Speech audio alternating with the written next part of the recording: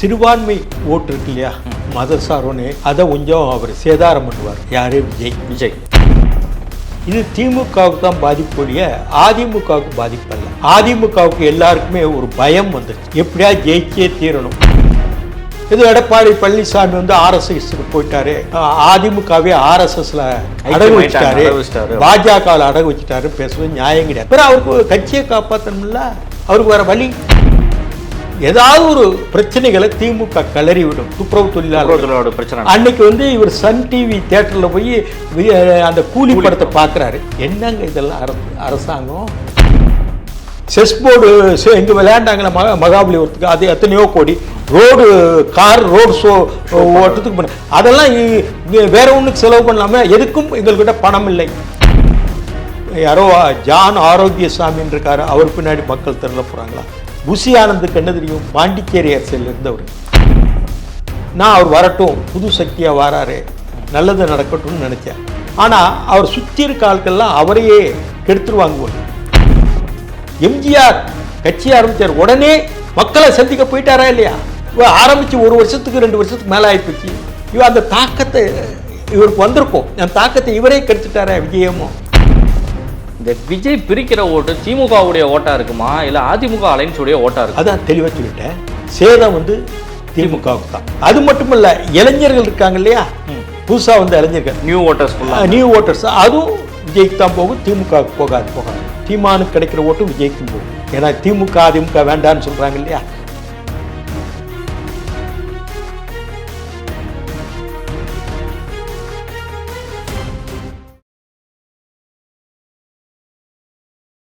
Cloud sound வாய்ஸோட டிஜிட்டலில் ஒரு special இன்டர்வியூவில் நம்முடைய ஒரு ஸ்பெஷல் கெஸ்ட்டாக இணைஞ்சிருக்காரு. தமிழகத்தினுடைய பன்முகத்தன்மை கொண்டவரும் ஒரு மூத்த அரசியலாளராகவும் இருக்கக்கூடிய KS ராதாகிருஷ்ணன் அவர்கள் நம்மிடையே இணைந்துள்ளார். சமகால அரசியல் நிகழ்வுகள் குறித்த பல்வேறு கேள்விகளை அவரிடையே முன்வைக்கின்றோம். வாருங்கள் நிகழ்ச்சிகள் சொல்லலாம். வணக்கம் சார். வணக்கம்.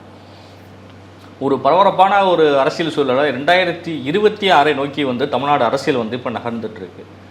விஜயனுடைய வருகை தமிழ்நாடு அரசியலில் எந்த அளவிற்கு திராவிட முன்னேற்ற கழகத்தை பாதிக்கும்னு நினைக்கிறீங்க? விஜயின் வருகை என்பது சிறுபான்மை ஓட்டு இருக்கு இல்லையா, மதசார்பனே ஆனால் இஸ்லாமியர் கிறிஸ்துவர் ஓட்டு வந்து விஜய் கொஞ்சம் போகும். அது பெருவாரியாக திமுகவுக்கு போன ஓட்டு, அதை கொஞ்சம் அவர் சேதாரம் பண்ணுவார். யார்? விஜய். அது போக மட்டும் இளைஞர்கள் ஓட்டும் கொஞ்சம் விஜய் பிரிப்பார். இது திமுகவுக்கு தான் பாதிப்பொழிய அதிமுகவுக்கு பாதிப்பு அல்ல.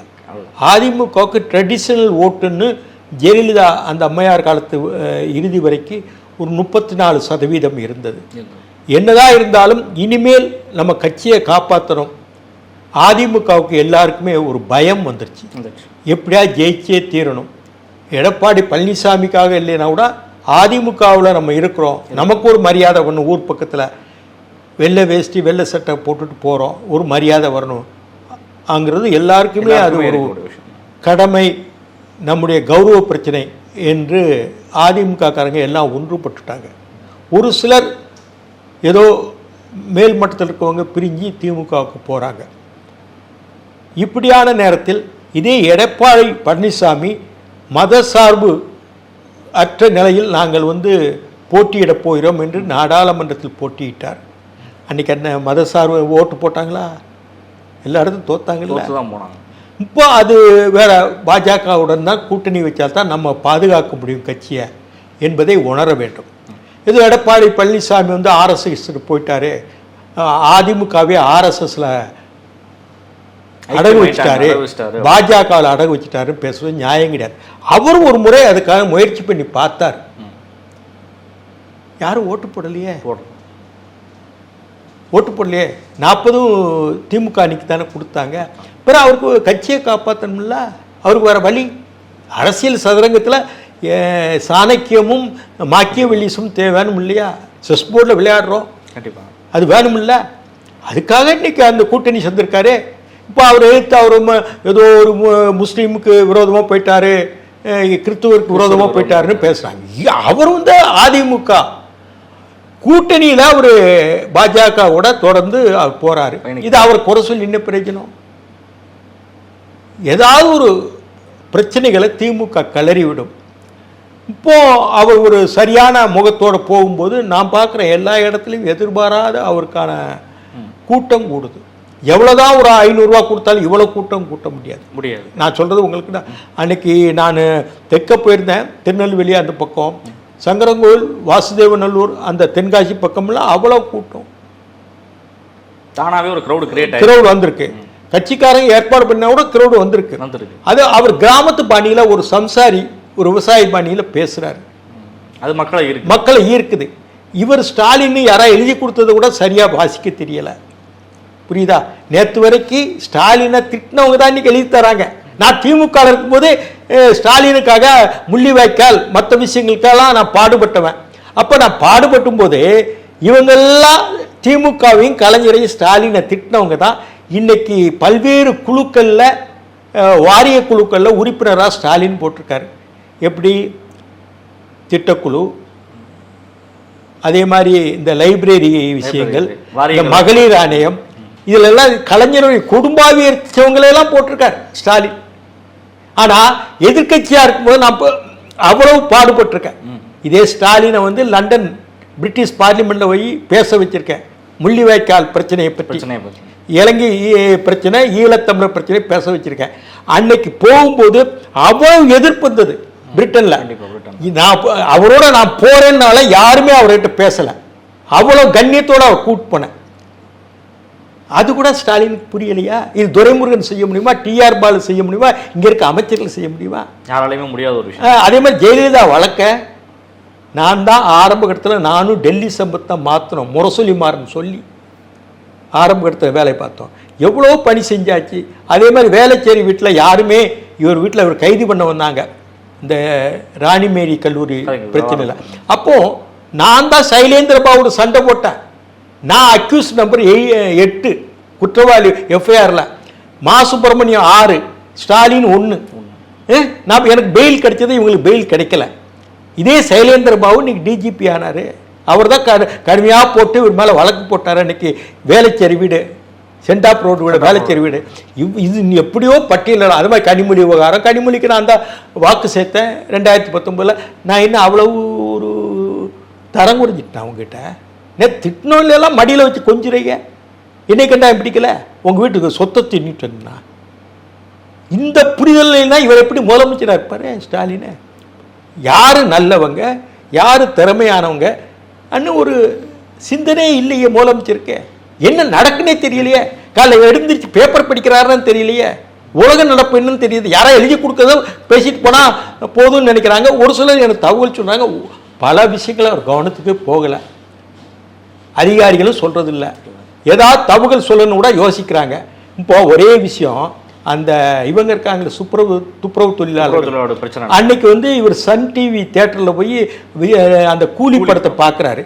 அது 4 நாளாக போராடிட்டு இருக்காங்க. இவர் கவனத்துக்கே வரலன்னா நைட்டு தான் அவர் கவனத்துக்கு வந்திருக்கு, ஸ்டாலின் கவனத்திற்கு. என்னங்க இதெல்லாம் அரசாங்கம்? தமிழ்நாட்டில் எல்லா மீடியாவும் வந்து ஒளிபரப்பு பண்ணிட்டு அது என்ன இவர் கவனத்துக்கு வரலையா? சீரியஸ்னஸ் தெரியலையா? அது தெரிஞ்சிருக்கணும் இல்லையா? இவர் படம் பார்த்துட்டு வர்ற வரைக்கும் இவர்கிட்ட ஒப்புதல் வாங்கி தான் நடவடிக்கை எடுக்கிறாங்க. உளவுத்துறை என்ன பண்ணுது? ஃபெயிலியர் கவர்மெண்ட்டுங்க. கலைஞர்கிட்ட நான் காலையிலே போய் சண்டை போடலாங்க. இந்த மாதிரி வந்திருக்கு, முல்லை பெரியாரில் வந்திருக்கு, நீங்கள் உடனே அறிக்கை கொடுங்கன்னா நீ எழுதி கொடுப்பா. சண்முகன் நான் எழுதி கொடுக்க சண்முகன் டைப் பண்ணுவார், சண்முகன் வாசிப்பார், இது பிழை இருக்குது, இது மாற்றுப்பா அன்னு கொடுத்துட்டு போவார். அந்த மாதிரி நாளாக போய் இவர்கிட்ட பேச முடியுமா? காலைல பேப்பரை பார்த்துட்டு அதை மார்க் பண்ணிட்டு போய் கலைஞர்கிட்ட கொடுப்பேன்.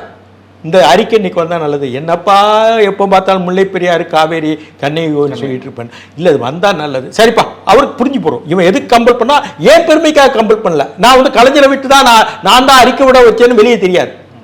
அப்படி தெரிஞ்சால் தான் பெருமை. நான் நல்லது தான் செய்கிறேன். நான் என்ன இவருக்கு அநியாயம் பண்ணியிருக்கேனா? ஏதோ இவர் வீட்டு சொத்தை எடுத்துட்டா, இவர் மருமகனுக்கு எனக்கு பிடிக்கல, மகனுக்கு பிடிக்கல, நான் என்ன செய்ய முடியும்? லண்டனுக்கு ஒன்று யாராவது கூட்டு போக முடியாது. லண்டன் பார்லிமெண்ட்ல போய் பேச வைக்க முடியுமா? நான் தானே பேச வச்சேன். இப்படியான நிலையில் இந்த அரசாங்கம் எல்லா வகையிலையும் ஃபெயிலியர். அவர் சொல்கிறாரு 99% வாக்குறுதிகளை நிறைவேற்றிட்டேங்கிறார் தேர்தல் அறிக்கையில். நிறைய விஷயங்கள் வந்து இன்னமும் அப்படின்னா அவர் தெரியலன்னு தானே அர்த்தம். எது பண்ணியிருக்கோம் எது அது ஞாபகம். அப்படின்னா ஒன்று சொல்கிறேன், தேர்தல் அறிக்கையை இன்னென்ன விஷயங்கள் உறுதிமொழிகள் கொடுத்தோம், இன்னென்ன உறுதிமொழிக்கு இன்னென்ன செஞ்சுருக்கோம் அன்னு ஒரு வெள்ளை அறிக்கை கொடுங்க. சரி, நான் மேஜர் விஷயம் சொல்கிறேன். பழைய ஓய்வு திட்டம், அதாவது பென்ஷன் திட்டம் நிறைவேற்றினாங்களா? சொன்னீங்களா? பிரதானமாக சொன்னீங்களா? சொல்லப்பட்ட விஷயம். ரெண்டாவது வந்து இந்த மின் பகிர்மானத்தில் மாதத்துக்கு ஒரு தடவை கண்டிப்பாக இது எடுப்போம், அதுவும் வந்துட்டு அதுக்கு பிறகு விலைவாசிகளை குறைப்போம். நீங்கள் வீட்டு வரி, முத்திரைத்தாள் கட்டணம், சொத்து வரி என்ன ஏற்றிட்டு தான் போகிறீங்க இல்லையா? நீங்கள் ஒன்றும் குறைக்கலையே. ஏதாவது செஞ்சுருக்கீங்களா? நீங்கள் என்ன ஆகுது, ஒரு துறைக்கு வாங்குகிற பணத்தை இன்னொரு துறைக்கு மாற்றுறீங்க. கண்டிப்பாக செஸ் போர்டு இங்கே விளையாண்டாங்களே மகாபலிபுரத்துக்கு, அது எத்தனையோ கோடி. ரோடு ரோடு ஷோ ஓட்டத்துக்கு பண்ண, அதெல்லாம் வேற ஒன்றுக்கு செலவு பண்ணாமல் எதுக்கும் எங்கள்கிட்ட பணம் இல்லை. நான் சொல்கிறேன், பிடபிள்யூ ஆஃபீஸ் இருக்கு இல்லையா நம்ம சேப்பாக்கத்தில், அங்கே கிட்டத்தட்ட இன்னைக்கு ஒரு 1500 வேக்கன்சி அங்கே வேலை வேணும், வேலை இல்லாமல் இருக்கிறாங்க. ஒரு உதாரணம், இப்படி எல்லா அலுவலகத்திலையும் பணியாளர் இல்லாமல் எல்லா டிபார்ட்மெண்ட்டும் பணித்தொய்வாக இருக்குது. இதெல்லாம் பார்க்காம செஸ்ஸுக்கு 50 கோடி, காருக்கு 50 கோடி, இது என்ன அர்த்தம்? என்னத்துக்கு? என்ன அரசாங்கமா இல்லை யார் பணம்? எல்லாம் இலவசங்களில் அறிவிச்சிருங்க, ஜெயிக்கணும், தேர்தல் ஜெயிக்கணும். பிறகு மக்கள் நலப்பணி என்ன நடக்கும்? நடக்காது. ரோடு போட முடியாது, தண்ணீர் கொடுக்க முடியாது, தண்ணீர் டேங்க், வாட்டர் டேங்க் கட்ட முடியாது கிராமப்புறங்களில். இப்படியெல்லாம் இருக்குல்ல, இன்ஃப்ராஸ்ட்ரக்சர்லாம் செய்ய முடியல. நான் எடப்பாடியை பொறுத்தவரையும் அவர் வந்து எனக்கு நல்லா தெரியும். ஜெயலலிதா அம்மையார் இறந்த உடனே அவர் பொறுப்புக்கு வரார்.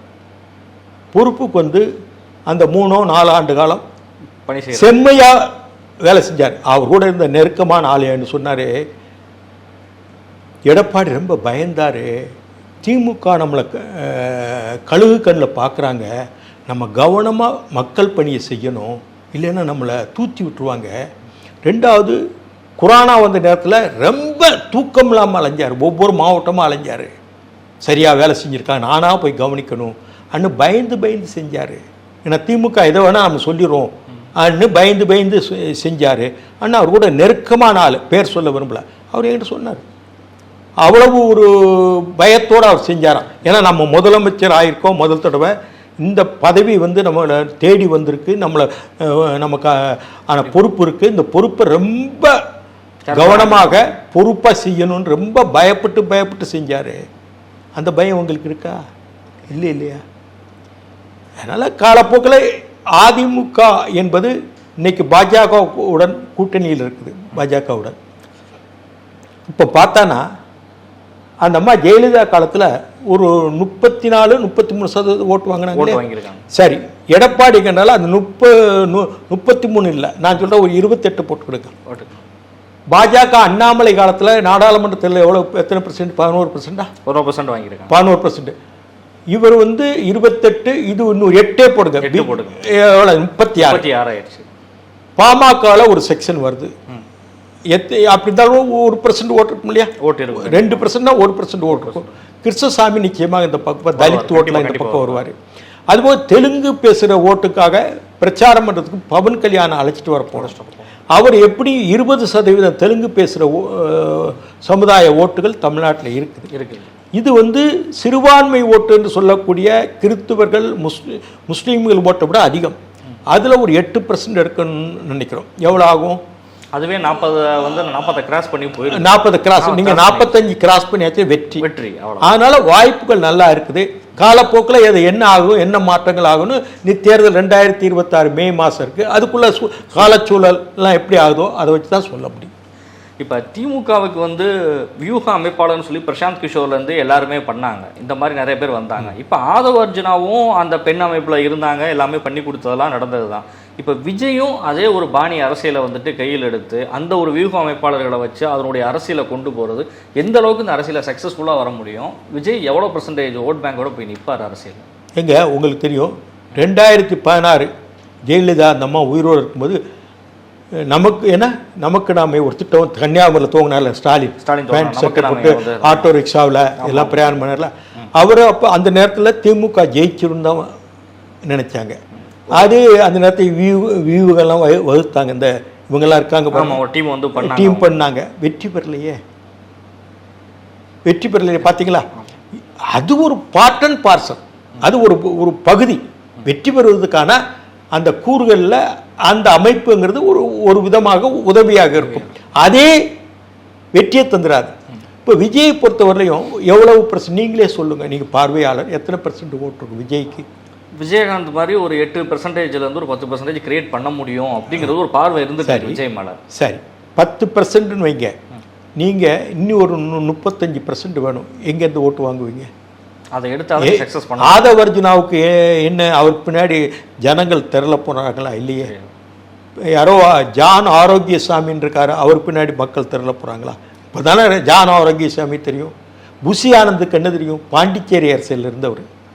பாண்டிச்சேரி அரசியல் ஒரு காலத்தில் விஜய் வரட்டும்னு நான் நினச்சாது, நான் ஆதரவு கொடுத்தேன்.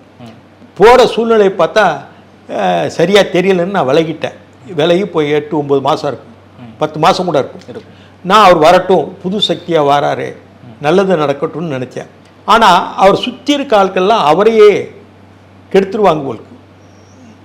அப்படியான சூழ்நிலை இருக்கு. நம்ம அந்த ஒரு விஜய் தலைமையில் ஒரு சக்தி, நல்ல சக்தியாக ஒரு அரசியல் சக்தி வருது, ஒரு இளைஞர்களுடைய தாக்கத்தோடு வருது, வரட்டும்னு நம்ம நினச்சோம். ஆனால் அதுக்கான இடமும் அவர் விஜய் கொடுக்கலையே. ஸ்பேஸ் இல்லாமல் ஸ்பேஸ் அவர் அந்த இடத்துக்கு எம்ஜிஆர் கட்சி ஆரம்பித்தார், உடனே மக்களை சந்திக்க போயிட்டாரா இல்லையா? திண்டுக்கல் இடைத்தேர்தல், பெரிய வெற்றியை ஆமாம், அதே மாதிரி கோவை இடைத்தேர்தல் போயிட்டாரா இல்லையா?